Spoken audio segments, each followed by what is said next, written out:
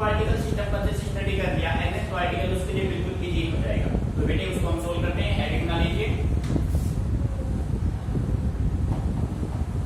Topic है बेटे आपका position of centre of mass,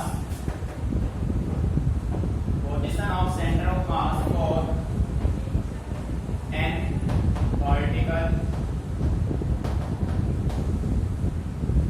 particle system. बेटे ध्यान से सुनना बिल्कुल केयरफुली। कल जो हमने टॉपिक किया था उसमें अपने पास था position of centre of mass for two particle system. अब हम बात करें n पार्टिकल सिस्टम की। प्यारे बच्चों ध्यान से सुनना। बेटे आप मान लीजिए let us consider we have n particle. अब कितने पार्टिकल हो गए भाई? n पार्टिकल हो गए, ठीक है। अब उन n पार्टिकल का आपको फाइंड आउट करना है सेंटर ऑफ मास। तो प्यारे बच्चों जैसा कि आप जानते हैं h we know that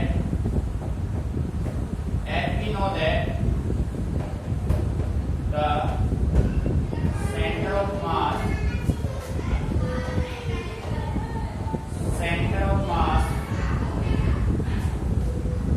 for two particle system is, बेटे टू पार्टिकल सिस्टम के लिए जो आरसीएम आपके पास बना था वो क्या था भाई? m1 r1 plus m2 r2 bye m1 plus m2, ठीक है बेटे। यही करना था अपने पास। अब हमें फाइंड आउट करना है वो nth particle. So we can write it for n particles. बेटे n पार्टिकल के लिए जो अपना सेंटर ऑफ मास बनेगा RCM, जो बनेगा वो क्या होगा? m1 r1 plus m2 r2 plus m3 r3। अब पार्टिकल अपने पास कितने भाई? n। तो बेटे mn rn ये हो जाएगा और डिवाइड किससे करना है बेटे? m1 plus m2 plus m3 plus तो बेटे कहां पे जाओगे? मीनिंग अच्छे से क्लियर? बेटे सेम प्रोसेस होगा ना आपका, ये बन जाएगा फॉर्मूला और इस फॉर्मूले के बेस पे आप न्यूमेरिकल्स को आप इजीली सॉल्व कर पाएंगे, ठीक है। बेटे centre of mass for N particle system आपका होगा m1 r1 plus m2 r2 plus m3 r3 m4 m, ठीक है। तो कहां पे जाएगा? mn rn divide by m1 plus m2 plus m3 और कहां पे जाएगा? m। बेटे इन सब हिसाब पे कॉमन फॉर्मूला ये जनरेट कर सकते हैं और we can say write RCM is equal to, अब यहां से आप देखो बेटे, यहां से ये देखो समेशन i की वैल्यू 1 से लेकर कहां तक? n तक mi, ठीक है बेटे। mi ri,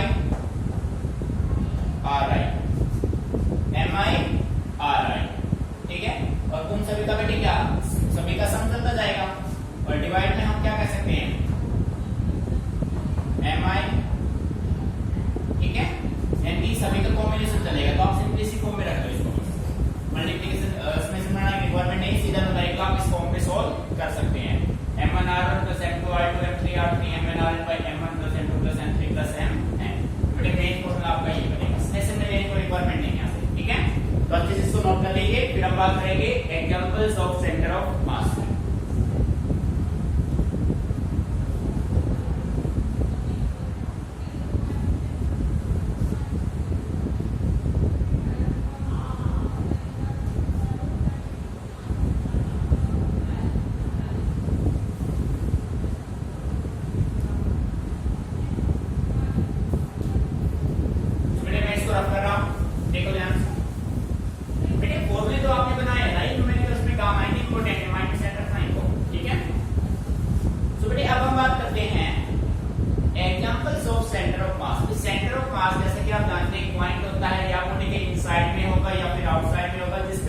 कंप्लीटली मास क्या करेगा, कंसंट्रेट करेगा।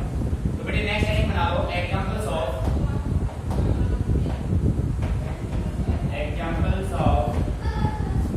Centre of mass. Examples of centre of mass. So बेटे फर्स्ट एग्जांपल हमने यहां पे पुट किया, प्रोजेक्टाइल फायर्ड इन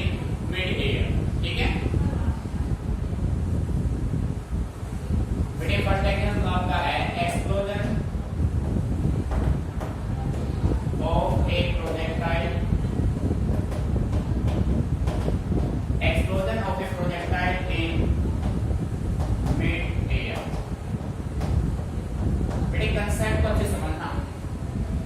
बेटे टॉपिक है explosion of a projectile in mid air. आपने प्रोजेक्टाइल आप काइनेटिक्स में अच्छे से स्टडी कर चुके हैं। बेटे आपने क्या किया, आपने कोई एक्सप्लोसिव मटेरियल लिया, उसको आपने थ्रो किया। आप जैसे आप उसको थ्रो करते हैं तो पैराबोलिक पाथ बनाता है। ये ऑलरेडी आप काइनेटिक्स में स्टडी कर चुके हैं। देखो बेटे कंडीशन ये मेंटेन होगा, ध्यान समझना भाई। यहां से ये y एक्सिस, ये ओरिजिन, ये x एक्सिस, यहां से आपने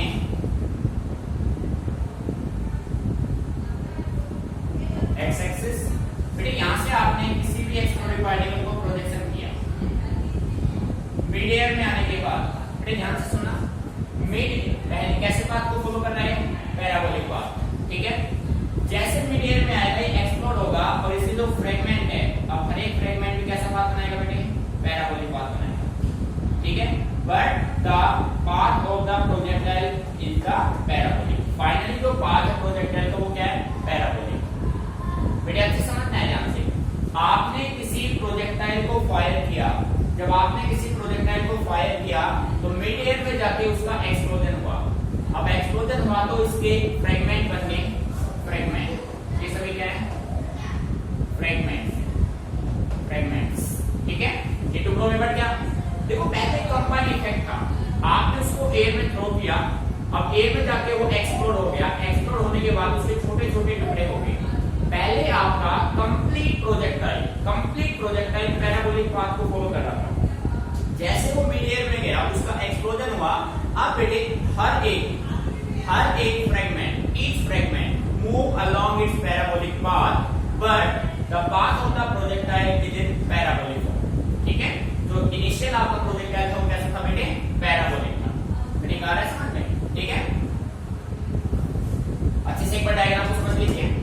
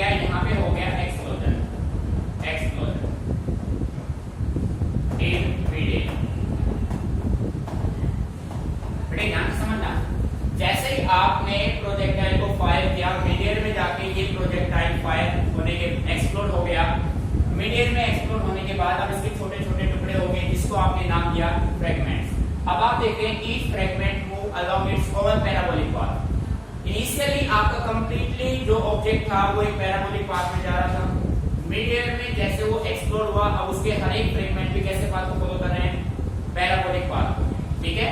बट जो सेंटर ऑफ मास होगा, बट ना centre of mass of projectile move along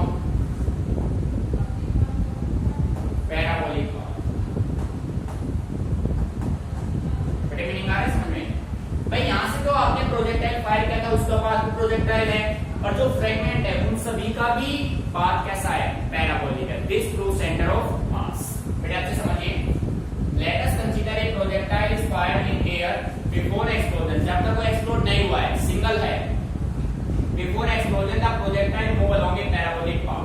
अब उसका हो गया एक्सप्लोजन, जैसे एक्सप्लोजन होगा वो छोटे छोटे टुकड़ों में डिवाइड होगा, जिसको आपने नाम दिया fragment. After explosion each fragment move along its own parabolic path, but the center of mass of the projectile continue in its parabolic path। बड़ी मीनिंग आया समझ में? So this proves center of mass, यानी कि जो initial state था same आपका final state आपको मिला, चाहे एक्सप्लोर हो या ना हो, ठीक है। Note it down carefully, important activity है।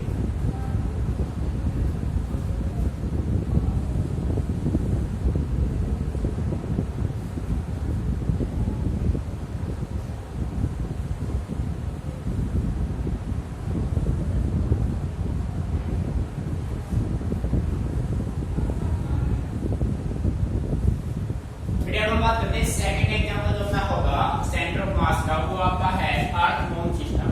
प्यारे बच्चों, जैसा कि आप सभी जानते हैं earth revolve around the sun and moon revolve around the earth, ठीक है। बेसिकली है बेटे, सैटेलाइट में आप ग्रेविटेशन चैप्टर में हम इसके बाद स्टडी करेंगे वैसे, ठीक है। जैसा कि आप सभी जानते हैं अर्थ रिवॉल्व करता है अराउंड द सन और मून रिवॉल्व करता है अराउंड द अर्थ, ठीक है।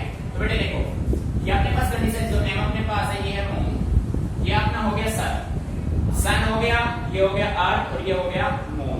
सन के चारों रिवोल्यूशन कौन करेगा, अर्थ करेगा। अर्थ के चारों रिवोल्यूशन कौन करेगा भाई, मून करेगा। बेटे मीनिंग क्लियर? देखो, in case of earth moon system the centre of mass describe elliptical path around the sun, ठीक है। बेटे ये है centre of mass, CM, centre of mass, ठीक है। जब अर्थ सन के चारों रिवोल्यूशन करेगा तो जो सेंटर ऑफ मास होगा वो कैसा पाथ डिस्क्राइब करेगा बेटे, एलिप्टिकल पाथ, ठीक है। Around the sun both earth and moon move in circle but their centre of mass and are always opposite side of centre of mass, ठीक है। बेटे देखो, ये हो गया सन, सन के चारों रिवोल्यूशन करेगा अर्थ, अर्थ के चारों रिवोल्यूशन करेगा मून। तो इनका जो अर्थ और मून है ये दोनों सर्कल में मूव करेंगे और इन दोनों का जो मूवमेंट होगा वो सेंटर ऑफ मास के क्या होगा बेटे, अपोजिट होगा। बात समझ आ रही है, ठीक है।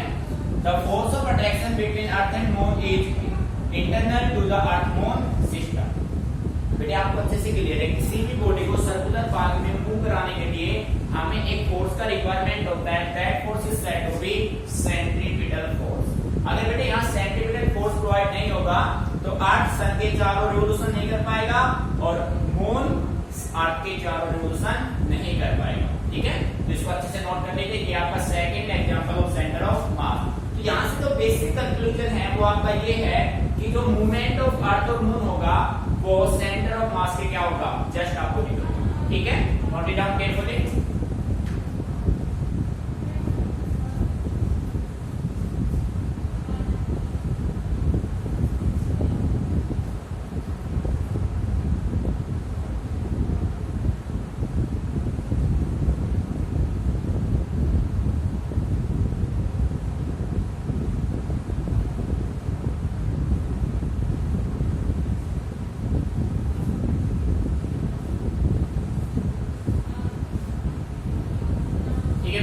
अब आपने दोनों एग्जांपल्स कर लिए, एक आपका था explosion of a projectile in mid air और सेकंड आपका है earth moon system. Both are the examples of centre of mass. तो बेटे इसके बाद अब हम सेंटर ऑफ मास पे जो आपने टू पार्टिकल सिस्टम या एन पार्टिकल के लिए जो रिजल्ट्स आपने ऑब्टेन किए थे, अब हम उन रिजल्ट्स के हेल्प से हम एक न्यूमेरिकल प्रॉब्लम को हम सॉल्व करेंगे, ठीक है। एक बार नोट करो, फिर मैं इसको रख कर रहा हूं, इसके बाद फिर हम सॉल्व करते हैं न्यूमेरिकल्स।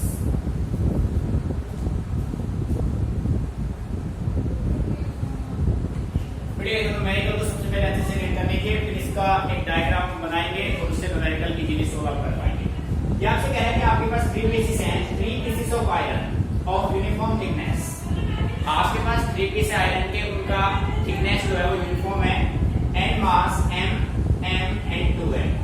भाई फर्स्ट पीस का मास m हो गया, सेकंड का m हो गया, थर्ड का 2m हो गया। Are place at the corner of a triangle, यानी कि सबसे पहले हमें क्या चाहिए, ट्रायंगल चाहिए। अब देखो कोऑर्डिनेट दो दे रखे हैं, तो बेटा या तो xy प्लेन में है, या y z में, या फिर x z में। तो आप सबसे पहले यहां से डायग्राम कंस्ट्रक्ट कर लीजिए बेटे। देखो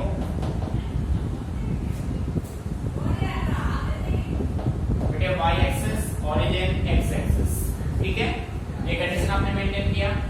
ट्रायंगल हैविंग कोऑर्डिनेट्स, कोऑर्डिनेट्स आपको दे रखे हैं, ये आपने थ्री पीसेस मान लिए।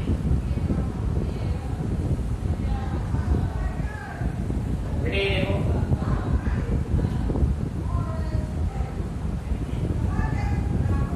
ये आपके पास थ्री पीसेस हो गए, ठीक है। अब इन पीसेस की बात करें तो बेटे इसके इनके मास आपको गिवन है m, इसका मास हो गया m, इसका मास हो गया m, और बेटे इसका मास हो गया 2m। हो गया भाई, फर्स्ट पीस का मास m, सेकंड पीस का m, थर्ड पीस का मास 2m। इनके कोऑर्डिनेट देखो 2.5 1.5, 2.5 1.5, ठीक है भाई। उसके बाद है बेटे 3.5 एंड 1.5, उसके बाद है 3 बेटे ये है प्लेन में, प्लेन मींस x में और y में, x1 x2 x3, y1 y2 y3, निकाल समझ में। सो बेटे आप ये कह सकते हैं, अच्छे समझना कंसेप्ट को, गिवन डाटा की हम बात करें, देखो बेटे फ्रॉम फिगर m1 कितना है बेटे m, m2 कितना है m, और m3 कितना है बेटे 2m।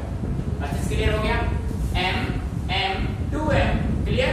उसके बाद देखो x1, बेटे x1 कितना है, x1 की अगर हम बात करें 2.5, x2 ये x1 ये x2 3.5, x3 3 हो गया।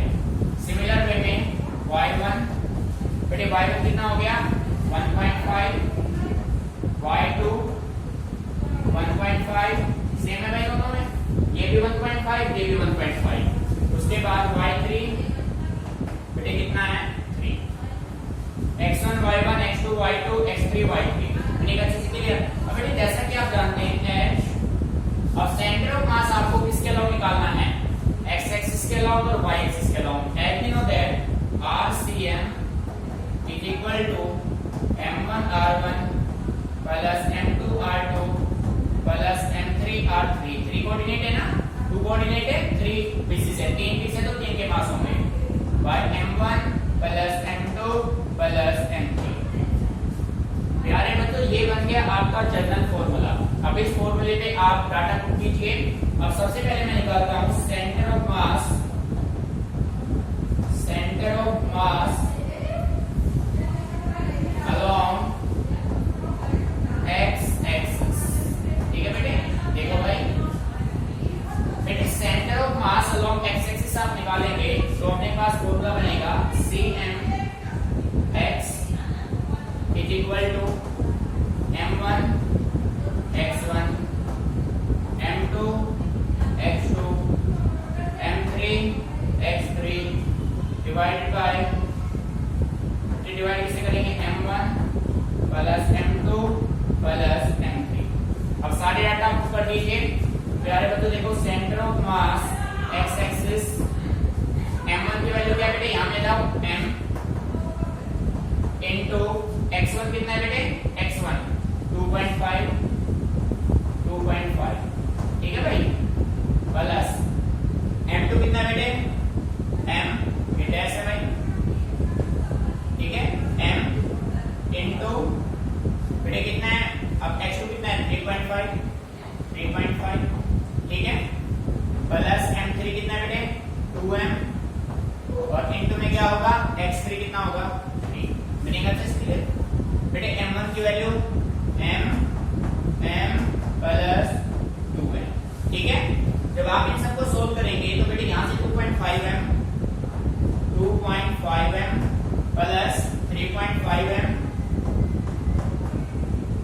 3.5m प्लस 6m डिवाइड कितने से करना है भाई 4m से, ठीक है 4m। बेटे इन सभी को सोल्व आपने किया 6 3 9 3 12 बाय 12m बाय 4m। बेटे इसको आपने सोल्व करेंगे तो यहां से क्या मिलेगा आपको 3 मिलेगा। बेटे कंसेप्ट बिल्कुल सिंपल है, आप पहले निकालो centre of mass along x axis, फिर आप निकालो centre of mass along y axis, ठीक है। अच्छे से ऑब्जर्व कीजिए, फॉर्मूला अपना बनेगा m1 x1 m2 x2 m3 x3। ये x1 x2 x3 y1 y2 y3 m1 m2 m3, ठीक है बेटे। रिजल्ट आपका आ गया, फर्स्ट कोऑर्डिनेट x के अलोंग सेंटर ऑफ मास का कोऑर्डिनेट आपको मिला 3, सिमिलर इसके अलोंग निकाल देंगे आप y के अलोंग। तो बेटे सेकंड में यहां पे नोट कर रहा हूं, देखो बेटे फोकस बोर्ड पे रहे, centre of mass along y axis. तो प्यारे बच्चों y एक्सिस के अलोंग फॉर्मूला क्या बनेगा, centre of mass y equal to m1 y1 m2 y2 plus m3 y3 divided by m1 plus m2 plus m3, ठीक है बेटे। अब सारे डाटा पुट कर दीजिए, फॉर्मूला आपके पास गिवन है, centre of mass is equal to बेटे m1 कितना है m, ठीक है, y1 कितना है 1.5 m into 1.5, m2 कितना है m, बेटे y2 कितना है सेम 1.5 प्लस m यहाँ पे, फिर प्लस बेटे m3 कितना है 2m into 3 divided by m plus 2। बेटे अच्छे से ऑब्जर्व करिए, सारे डाटा मैच कीजिए इसके साथ, ठीक है। अब देखो भाई centre of mass is equal to y के अलोंग कर रहा है 1.5m 1.5m plus 6m divided by 4m। Centre of mass y के अलोंग बेटे ये हो जाएगा आपका 9m बाय 4m, ठीक है 1.5 1.5 3 हो गया। अब बेटे देखो यहाँ से 9/4 अगर आप करेंगे तो ये अपने पास कितना हो जाएगा, m से m कैंसिल हो जाएगा, ठीक है। ये अपने पास हो गया 9/4, कोऑर्डिनेट आ गया बेटे, x का कोऑर्डिनेट 3 आया, y का कोऑर्डिनेट आपका क्या आया 9/4। तो जो नेट सेंटर ऑफ मास होगा, आप कह सकते हैं सेंटर ऑफ मास जो कोऑर्डिनेट होंगे 3 and 9/4। This is your required result. तो बेटे मेन है, बस आप उस कंडीशन फॉलो करते हैं, रिजल्ट क्या रहेगा इसके अकॉर्डिंग। नोट कीजिए इस पेपर अच्छे से, फिर एक्सप्लेन करते हैं हमारा।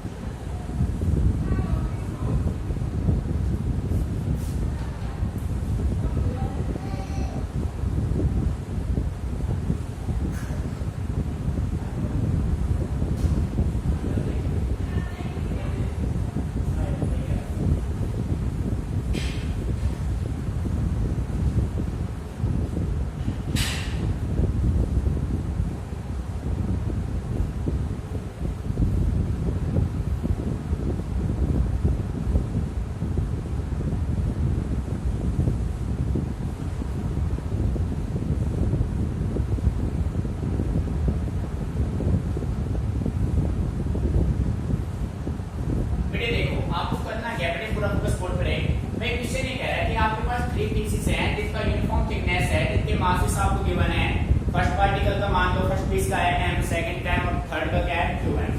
वो सभी आपने ट्रायंगल के तीनों कॉर्नर पे रखी है। ट्रायंगल के तीन साइड तीन कॉर्नर बनेंगे, तीनों पे आपने प्लेस किया। एक आप ये अपनी तरफ से बनाया बेटे, क्वेश्चन को रीड करके m m 2m कोऑर्डिनेट आपको गिवन है बेटे, ये x हो गया, ये x1 y1 x2 y2 x3 y3, सारे डाटा आपने अच्छे से फॉलो किए। अब जैसा कि आप जानते हैं सेंटर ऑफ मास अपना फॉर्मूला होता है m1 r1 plus m2 r2 plus m3 r3। बेटे 3 पीस है तो मैंने 3 कर दिया, 2 होते तो मैं 2 कर सकता, 4 होता तो 4 तक, 5 होता तो 5 तक। बात समझ आ रही है? अब बेटे आप देख रहे हैं ये तो ट्रायंगल है, ये x एक्सिस में भी है y में, तो आपको करना क्या है, आपको सेंटर ऑफ मास निकालना है along x axis and along y axis. बस फॉर्मूला बेटे हर एक न्यूमेरिकल में आप फॉर्मूला डेफिनेटली राइट करेंगे, उसके बाद सारे डाटा पुट करेंगे, तो फाइनल आंसर आपका होगा 3 कोऑर्डिनेट 3 and 9/4।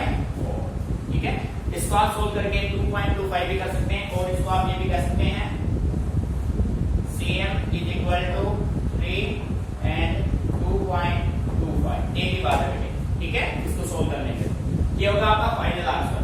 तो बेटे न्यूमेरिकल के स्ट्रक्चर को आपको अच्छे से समझना है, ठीक है, अच्छे से नोट कीजिए। इससे रिलेटेड कोई भी न्यूमेरिकल आप प्रैक्टिस कीजिए, प्रॉब्लम